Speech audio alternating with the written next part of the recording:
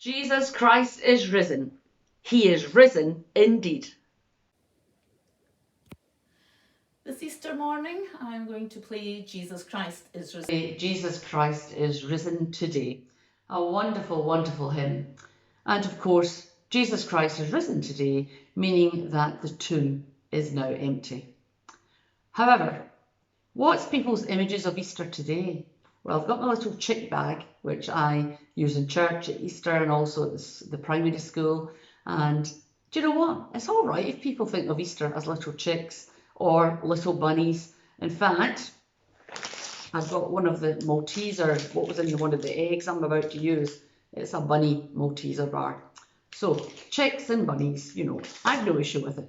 And of course, the biggest thing that people talk about at Easter for children is their Easter eggs.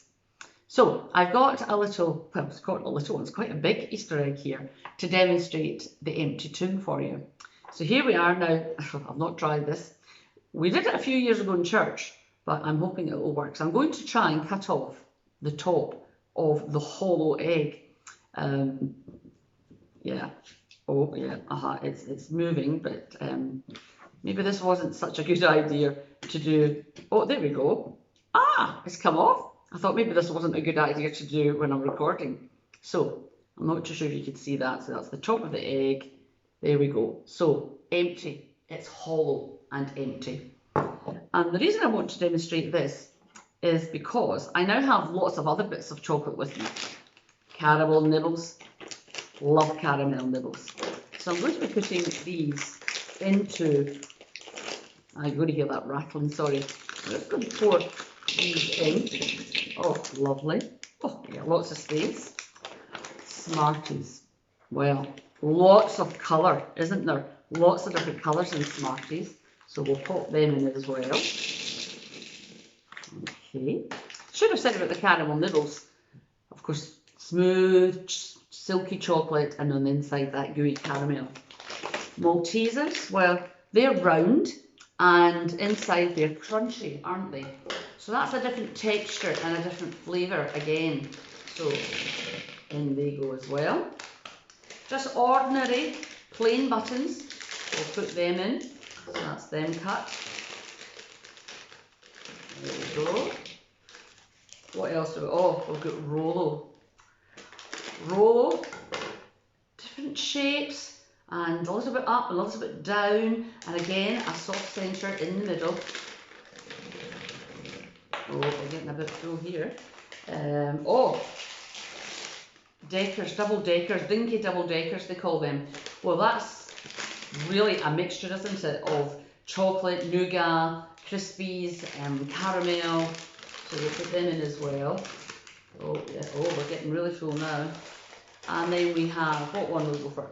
Magic Stars. They're a firm favourite of mine. Let's go for Magic Stars. Now, are we going to get any of them in? That's the multi-dollar question. They are small. Oh, look at that. They're filling up the little holes. But look at that. If I keep going, it's overflowing, isn't it? It's overflowed. It's full. And the reason I wanted to mention that to you today, because people associate Easter with chocolate, it's because that empty tomb is for everyone, no matter where we are in the world. So Magic Stars, I'm thinking of the Milky Way, no matter where we are in our world, Jesus died for us. It doesn't matter, there's the double deckers, doesn't matter if we've got lumps and bumps on the outside, doesn't matter if we're soft in the middle or hard in the middle, we're all individuals and Jesus died for us all.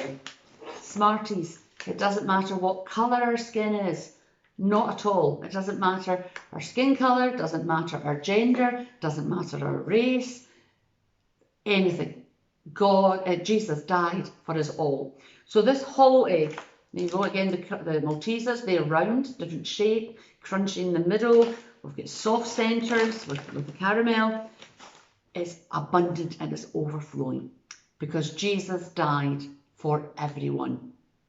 You are all unique and Jesus died for each and every one of us. And that is the basic message of Easter. Jesus died for us all and he lives and looks and watches after us all today. I've decided that we're not going to hear the actual Bible story from the Bible today. We are going to make it into a narration, and a number of members of our church have kindly recorded their part. So we have playing Mary Magdalene, is Anne Watt is going to play Mary Magdalene. Alf is going to play John. Bob is going to play Peter.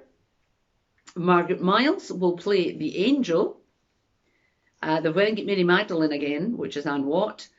Esther will play Mary, the mother of Jesus, and Angus is going to play Jesus himself.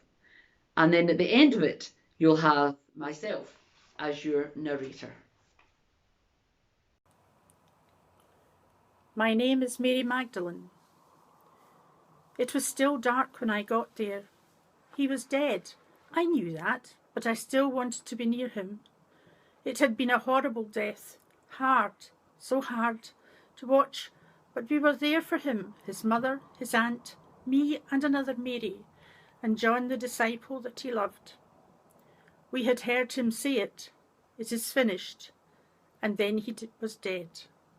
Finished, ended, over.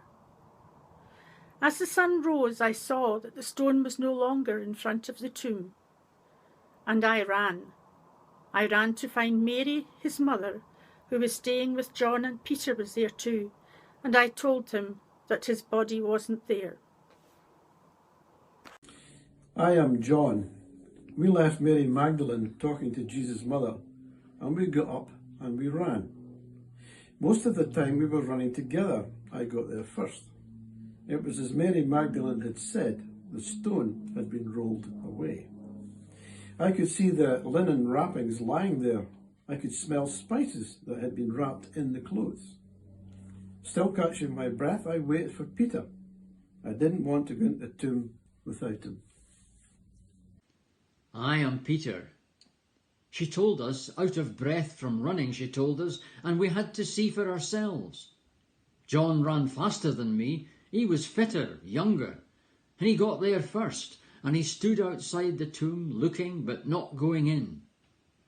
I caught up, and I pushed past him. We were both breathless. The linen wrappings that Nicodemus and Joseph had so tenderly wrapped around his body lay on the floor, and the cloth they had tied around his head was there too, rolled up, all by itself.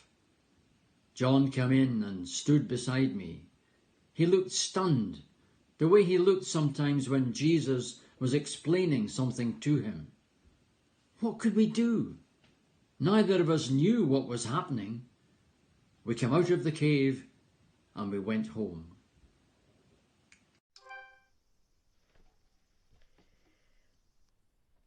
I am the angel. We were standing in the tomb where they had laid him. The air was electric. We had been sent there to meet Mary Magdalene and ask her a question.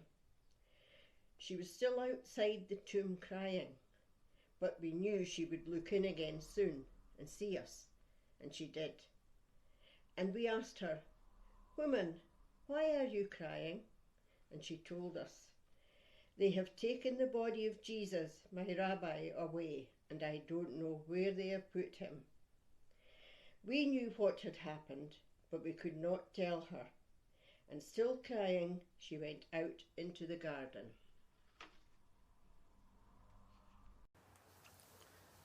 I am Mary Magdalene.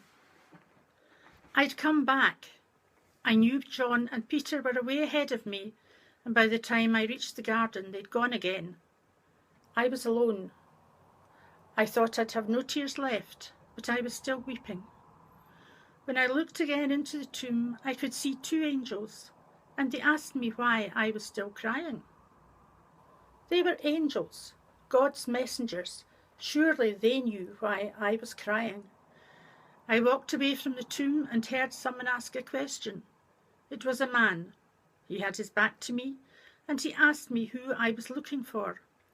I assumed it was the gardener.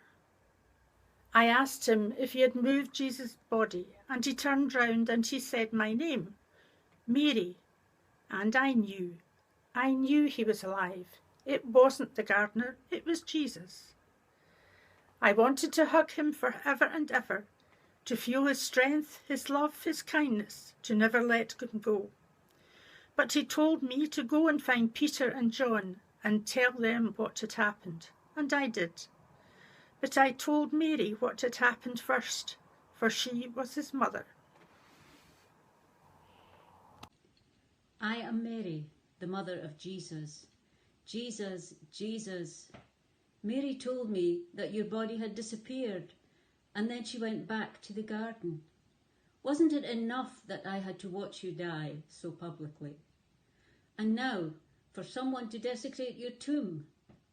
John has been kind to me, but every time I look at him, I remember you, Jesus, my firstborn, my son. And now Mary has come back to tell me that you're alive, that she's seen you and talked with you in the garden. Jesus, I want it to be true, but I stood there for hours and watched you die. How can you be alive? I am Jesus. It's strange, this body. It feels like it has always done, but it's different. I wanted to hug Mary in the garden, but I wasn't sure if I could. Wasn't sure if she could hug me back. But I could speak to her. I could tell her how much I loved her. For her tears, her care, her wonder. In the end I just said her name. It was enough. She recognised who I was, and she knew. She knew that our worlds had been turned upside down, and we both recognised our own hesitancy, our own shyness, and our own deep love for each other. I think it may take the disciples longer to grasp what has happened, but Mary knew, and she'll be my witness. She'll go and tell John and Peter and my mother, and one day, very soon, my disciples will know too.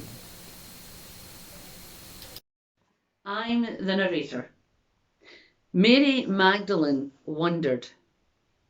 Mary met him, and Mary knew him. And Mary whispered, Jesus is alive. The angels knew, for God had told them, and the angels whispered, Jesus is alive. John wondered, and John saw the tomb was empty, and John knew, and John whispered, Jesus is alive. We wonder, and we ask questions, and we can meet him, and we can whisper, Jesus is alive. It is Easter morning.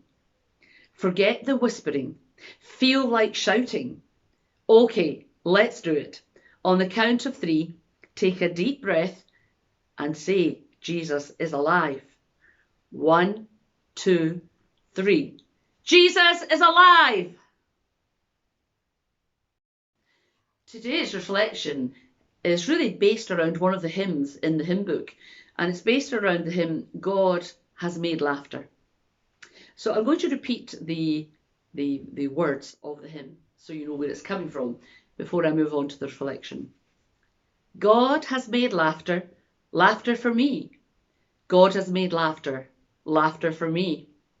Oh, God has made laughter for me. Is anything impossible for God? Everyone who hears will laugh with me. Everyone who hears will laugh with me. Oh, everyone will laugh with me. Is anything impossible for God? God made you. God made laughter for Sarah and for Mary of Magdalene and all the others. Jesus' mother, James, Clopas' wife, Martha's sister, and for Martha too, and Joanna and Susanna and Salome, and all the forgotten disciples who supported Jesus and stayed with him to the end. With them, in joyful incredulity, we say, God has made laughter, laughter for me. God has made laughter, laughter for me. Oh, God has made laughter for me. Is anything impossible for God? God, we know that all laughter is not joyful. Not all of it is your gift. There is laughter that mocks and takes advantage of weaknesses. There is a bitter laughter of expected disappointment, silly April foolishness, laughter to hide. God has made laughter, laughter for me. God has made laughter, laughter for me. Oh, God has made laughter for me. Is anything impossible for God? With all who have ever feared the worst, and then it happened, and there was a relief somehow in not having to go on hoping, and then all of a sudden, against all the odds, hope returned, and all they could do was to laugh. With Sarah and Mary Magdalene and all the other Marys, with Martha and Joanna and Susanna and Salome, we say, God has made laughter, laughter for me. God has made laughter, laughter for me. Oh, God has made laughter for me. Is anything impossible for God?